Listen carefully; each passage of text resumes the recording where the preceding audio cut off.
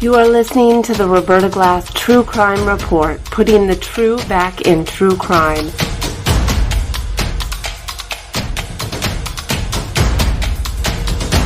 From New York City, Roberta Glass is now on the record.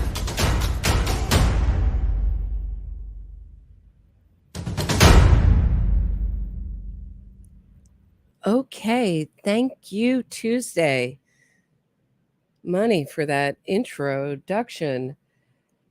So today I wanted to talk about why this is still sold so much on Steven being an exoneree. And by that, I mean making a murderer is sold totally on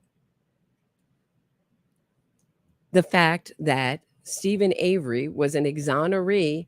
And in my opinion, what they were trying to do, these filmmakers, is trying to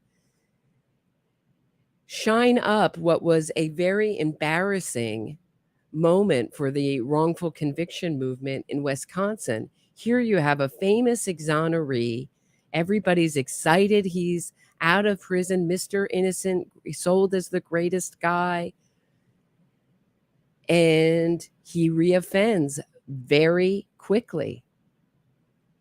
And when that happens, and I will be doing an episode on the different clients of the Innocence Project who have reoffended. And those stories come and go very quickly. Never given more than 1 day's news time.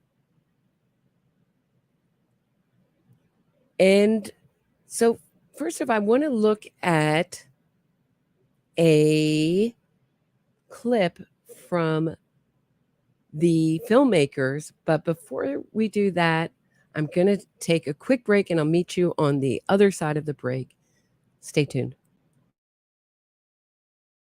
If you are enjoying this episode of my True Crime Report, please hit the thumbs up, subscribe to the channel, and share this episode.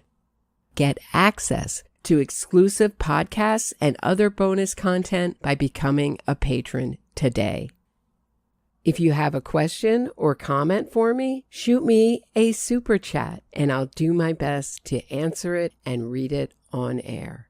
Thanks so much. Now back to the show.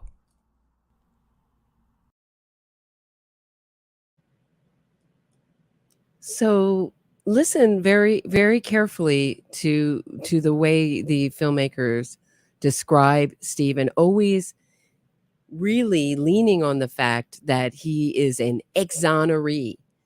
And Michael Griesbach, the assistant DA, who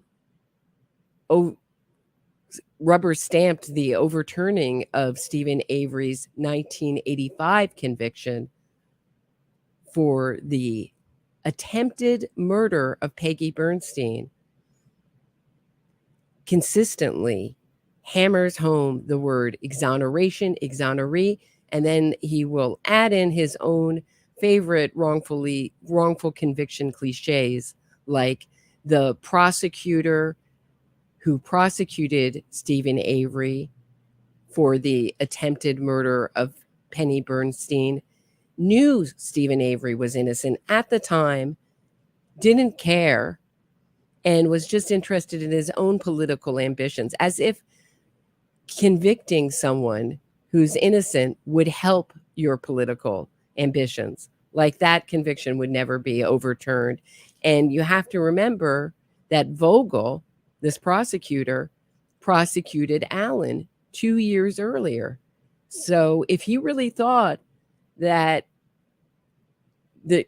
Steven Avery might have been confused for Allen, and if he's being told that and asked to consider it, there had to be a pretty good reason why he didn't go that direction. But let's listen to how Laura Riccardi and Maura Demos describe, specifically Maura in this clip, describes Steven as an exoneree. Take a listen. The atmosphere just among the public, it's a small town, Wisconsin. You've had this riptide where Steven Avery was exonerated. He was a poster man for that movement of exoneration, of innocence. And all of a sudden, he's accused of a horrific crime. Could you feel the public mood at that time, or was it hard to get a sense of it? No, I mean, I think we felt that right away. And I think that was part of, when we went out in December, we hadn't necessarily decided to do this. We went out for a week to sort of test the waters. And I think it was just how loaded the atmosphere was and how many dynamics were at play here that really convinced us that there was a story to explore. I mean, that clip where Walt Kelly is talking about, how breathtaking the transformation was. I mean, everybody knew about Steven as an exoneree. Like, everybody in the area and many people in the story just had vested interests, had connections to it. So it was personal for a large number of people. And we'll touch on this a little later because I think it raises a lot of interesting questions. But did you have a pretty clear idea when you arrived or early on what kind of a film you wanted to make? I don't imagine you thought it was going to be 10 hours on a platform that didn't exist at the time. We were trying to get the deranged and dangerous murderer out of prison movie. That's the kind of movie. In fact, we were making the kind of movie that would encourage prosecutors to not prosecute anyone. Hence, a film crew would come in and create a conspiracy theory around it many years later. We were trying to make those pro-criminal, pro-killer movement, because that always real pro-killer, pro-criminal film, because those films are always the ones that get the awards and get and rake in the moolah, right? They're going to say that. But what you did have a vision. Yeah, as I said to you yesterday, I mean, I feel like we didn't choose the case, we chose the man and the situation he was in. Yeah, we were looking for, can we find any woman abusers, animal abusers, people who abuse members of their family, babysitter, that kind of thing, because we'd like to advocate for that guy. I mean, are we in bizarro world? What is going on? When we first read about Steven, we recognized him to be this incredible opportunity, really. I mean, we thought if we follow this man's story, we will go on an incredible journey with him from one extreme of the criminal justice system to the other. He had been failed by the system in 1985. That was clear to everyone. And the question was, really, how was it clear? And how was he exonerated? What exactly exonerated him? And why don't we know more about this DNA? Is this a partial DNA that would match Alan? Do we have some more information on this DNA? And why? And I ask the question again because I think one of the reasons they want to make this a grape case and not a attempted murder case, kidnapping case, because also those things are so close to what happened to Teresa. And it brings to mind the fact, which is what I think was happening, is that Steven Avery was escalating his criminal behavior. And I believe Brendan Dassey was so close with him because they were soulmates with the same kind of interests. I think they're both, and spare me, we'll talk about how they're, I really think that Avery and Dassey are presented very much the way Miss Kelly is presented, just dumbed down. But they're, all three of those people I would consider criminally sophisticated. he's been pulled back into the system. We didn't know whether it was his own doing or not. But the fact was he was back in it. And what we wanted to know was, had the system, made any meaningful progress over the intervening 20 years? And would the process be, a fair process this time around, and would it yield reliable results? So that was really what pulled us in. That is a very telling statement. What she's saying there is, has the system changed in 20 years? And I assume she means the prison system and our criminal justice system. And because in her mind, it hasn't gotten progressive enough to her liking. And I don't think it would ever be progressive enough for these two. Is it a meaningful experience? Do we care whether it's a meaningful experience for Steven Avery? So what she's saying really is, it doesn't matter to me so much if Steven did this, because what's really more evil is the system that put him there. And we want to change that. And the only way, and maybe if he gets out, it will change that. And I don't really think they care so much who has to die. I mean, I really think these are like, I think they're closet revolutionaries, closet radicals.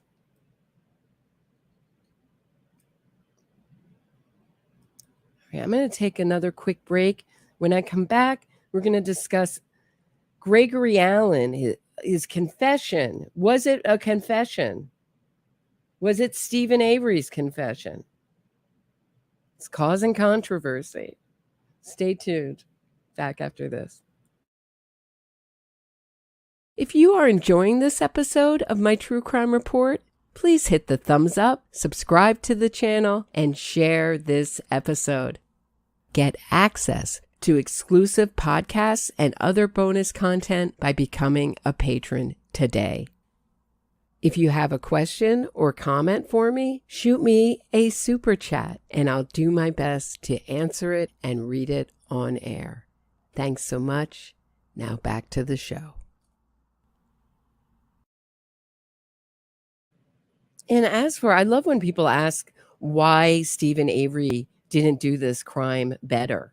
And we know his MO, which is like, I'll do the crime right in my house and get rid of it and burn the evidence. I'm sorry to refer to Teresa Hall back that way. I didn't mean it to come out that way, but I'll burn, the things that implicate me, like Teresa's body, right in my own home.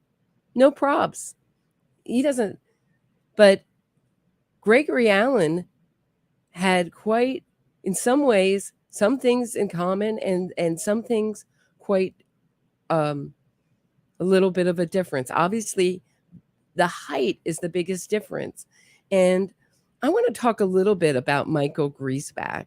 And whenever there is disinformation in this case,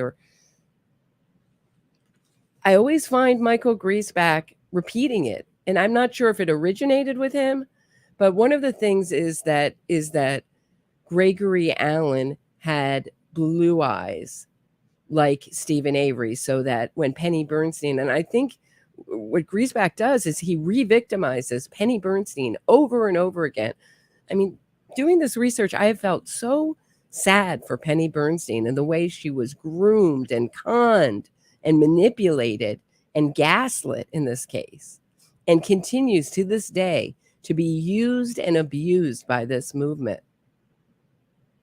And Michael Griesbach, for one, I mean, he says things, and what's odd is that in Convicting a Murder, Sean Reck's new series, we are sold the idea that this series and Griesbach's book was fact-checked by someone who knows the case even better or knows both cases really better than the prosecutors that prosecuted, and that's Brenda Schuler, who is the producer on the film. And so she's the expert. But if she missed these details, or there's something I don't know about and I'm getting it wrong, but I don't think so.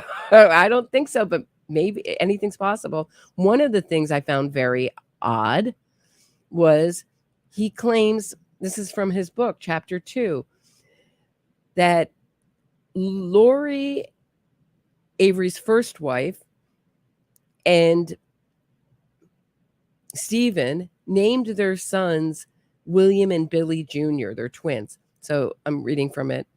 Maybe Lori and her husband Steve didn't know that Billy is a nickname for William. Maybe they didn't know tackling Jr. at the end of a boy's name means his name is the same as his dad's, or maybe they knew both, but just didn't care. But whatever the reason, the names Steve and Lori chose for their 2 baby boys were William and Billy Jr. So here's the announcement. So either either that's what's on their birth certificate and they changed it by the announcement, but here's the announcement that they sent out for their births. Stephen Jr. and William. So why the need to make Steven Avery always talking about his IQ and how dumb he is? Same with Brendan Dassey. And Griesbach also,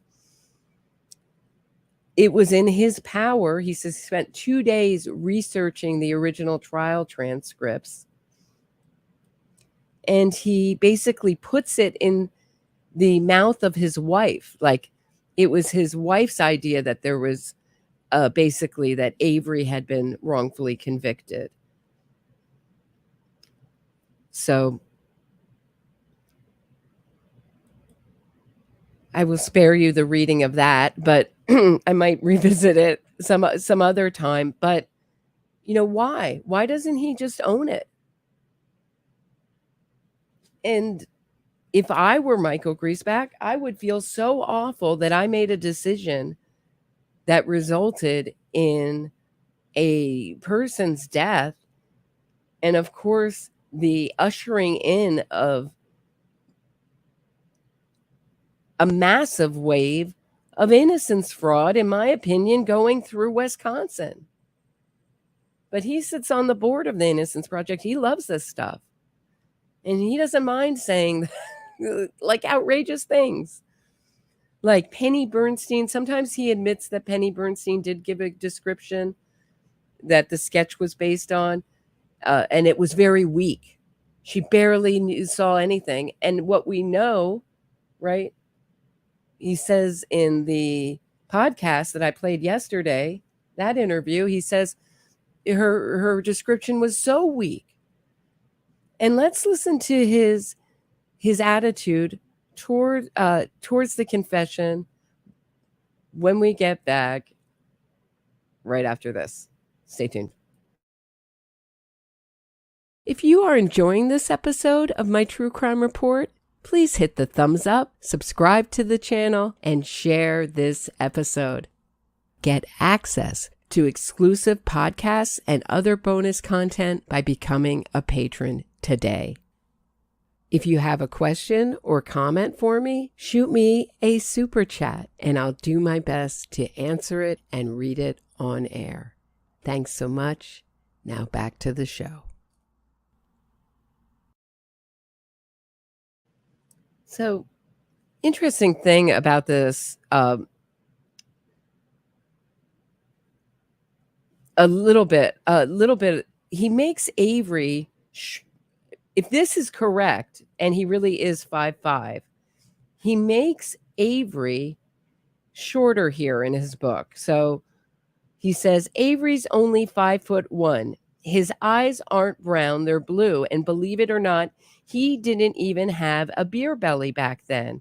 I said, Alan, on the other hand, at 5'10", let's look at Alan's height again. He's 5'11", according to his driver's license.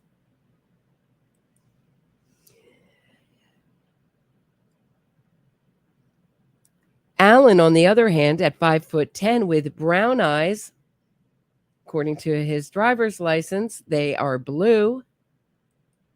And obviously, Brenda didn't fact check this. and plenty of with brown eyes and plenty of heft may not have had been a perfect match. Really, what made him not a perfect match? But he fit Penny's description a whole lot better than Avery did. Really? How so? Okay. So, and it goes on, but why is he putting that out there? Because he doesn't mind re-victimizing Penny Bernstein. Because probably he would consider, right, releasing Avery the most notable moment of his career. It made his career. I mean, he wouldn't be writing the book without it. But had he not let Avery out, Teresa Hallback may have still be alive today. And he seems to be handling that with you never hear him talk about any kind of regret, or I haven't, around that. And if I missed it, I'm sorry.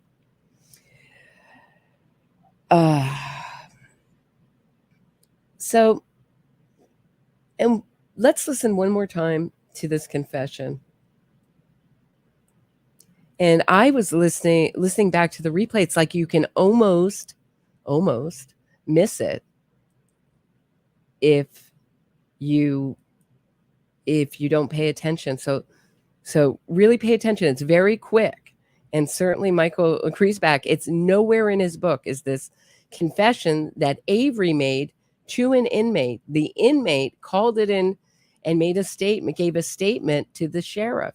Now, I would love to see this document. Certainly won't find it in Krissy book, but I'd love to know more about what was said to this inmate and why Krissy feels that this was a false confession. But let's listen to his take on it again. It's been made more convoluted by making a murder. What they did is they took Steve Glenn's mistaken impression, and because just that Colburn's memo was the document that was left in Kusaric's safe. It wasn't. There's absolutely no question that the actual document in Sheriff's safe was something else. It was related to the Avery case. It was a letter or a statement from an inmate, actually an affidavit of Avery's cellmate from, I think, sometime in 1990 maybe, who claimed that Avery admitted to him that he committed the assault on the beach of PB. And Avery probably did. I mean, people talk tough, and if you let fellow inmates know you're tough, you act tough and you say you assaulted this, blah blah blah.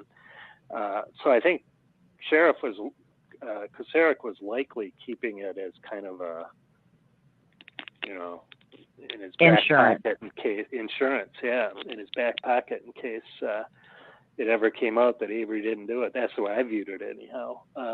But Steve Glenn was mistaken about that, Avery's attorney in the wrongful conviction lawsuit, both in a deposition and in an interview he did with the filmmakers. And they took that to lead to this false perception among people that Colburn's written statement about the 95 call was being hidden. Yeah. So that's how they sort of, I guess, get to this, to suggesting that Colburn was part of a cover-up. And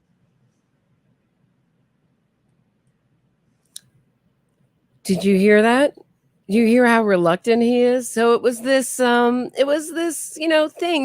It was a letter. It was a statement.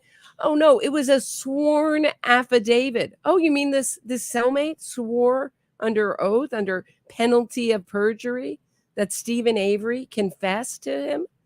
And and the sheriff held on to it as an insurance policy? Come on. Come on. What? Yeah, and strangely, the Innocence Project lawyers trying to clean up in the civil suit is misrepresenting that. What a shocker! What a shocker on this side of the aisle for those people to misrepresent things. So, and let's look at some of the, and I mentioned Avery's 16 alibi witnesses. I mean, numbers are thrown around. It goes up into the 20s. Penny Bernstein says 14. Here in the appeals document, the appeals decision, it says, in his own defense, Avery testified that he could not have been at the scene of the assault at the time it occurred. He presented numerous witnesses who testified in support of this claim.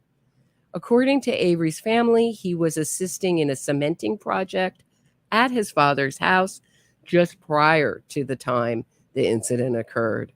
However, as the state's brief points out, the testimony of Avery and his alibi witnesses, so Avery's testimony and his alibi witnesses' testimony was impeached in numerous ways. I'd love to learn about that. And Greaseback doesn't talk about that. How were they? They're saying, in addition, at the post-verdict motion hearing, the trial court recalled the, quote, powerful, unquote, evidence that Avery referred to the victim as a female prior to being told the gender of the victim by the police. Despite the number of Avery's alibi witnesses, we do not view this case as, quote, extremely close, unquote. They're saying we view this as overwhelming, slam dunk, extremely sure that Avery did it. And of course, they could always be wrong. But we have not seen any proof that Alan, or I haven't yet, that Alan was off probation at the time. And I linked Gregory Allen's criminal file, police file records redacted in this episode's description.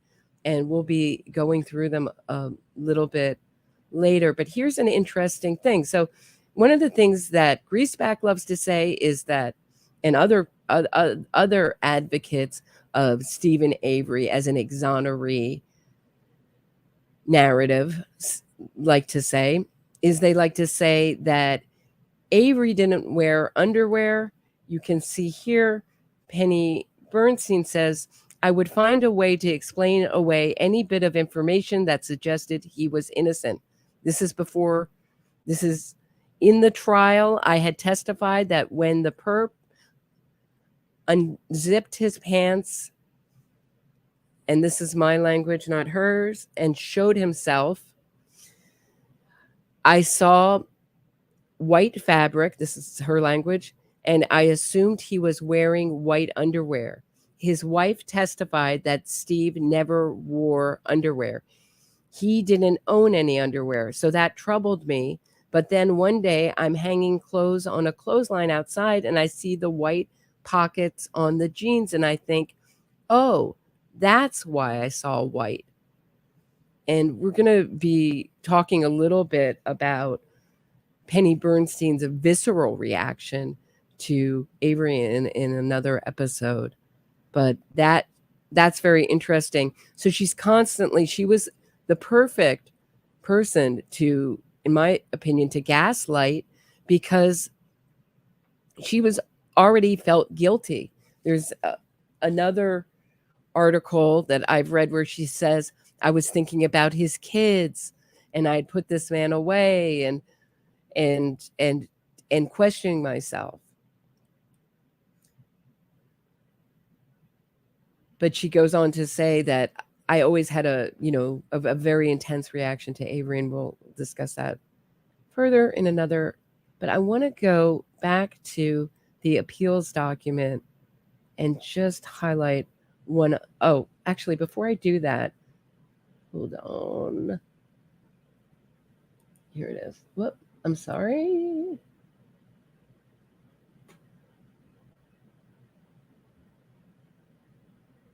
I might have to take another short break. I thought I had this loaded in, but basically, let's talk about Alan's MO. And he did not wear underwear, according to, and it's in the description of this episode. And I thought I had it as a